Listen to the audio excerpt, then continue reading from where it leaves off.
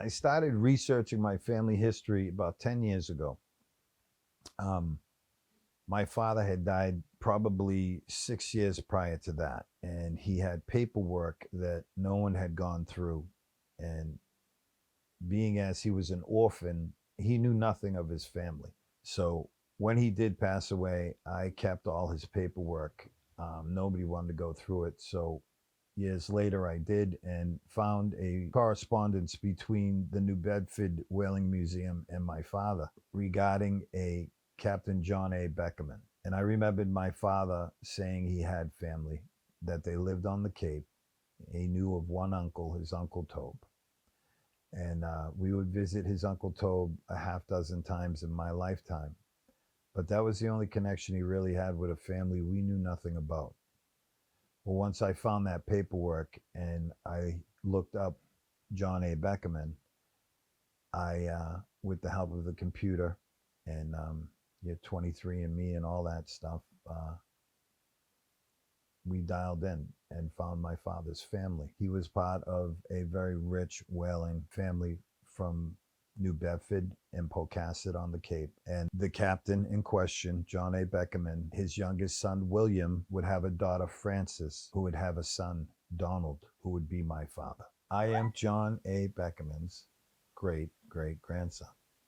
He was born in 1819 in Bremen, Germany, and he came here with his family. He was here early enough that he experienced his childhood here. He would have parents, obviously, that didn't speak English. There was not a lot of hope for people back then with no skill set. This would be a place where he would have to excel at the nautical aspect of things because there wasn't really much else going on besides farming. And he did. This is a man who found himself on board a whaling ship, which you would think at the time on board ship would be dangerous no matter what you were doing. There was no real Navy to speak of or Coast Guard to come and save you. Once you left sight of the shoreline is when men became men. But he had to have been tough. He had to have been intrepidous. He obviously had a skill set that was exploited. He must have been incredible at math. He must have been incredible at ascertaining knowledge for navigation. These were things that I don't think they would force it upon you. I don't think they would waste their time trying to teach someone this that didn't have the aptitude for it. So my opinion is my grandfather must have been extremely intelligent for him to be on his second journey out a first mate.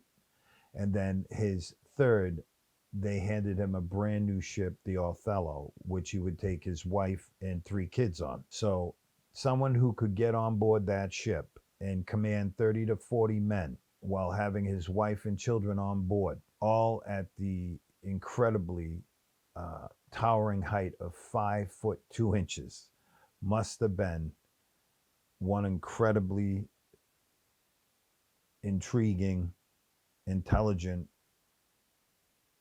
intrepidous human being. Whale hunting in the course of history has always been important. It started 800 AD with the Basques near Spain and Portugal. The Europeans had a whaling industry. When settlers came to this country in the early 1600s, there were whales that would occasionally end up on the beach. The predominant driver into the whaling business were the Quakers, who didn't get along with the Puritans and the Pilgrims. They were outcasts. A group of them came to southeastern New England and also out to the island of Nantucket, where whales would occasionally wash up on the beach.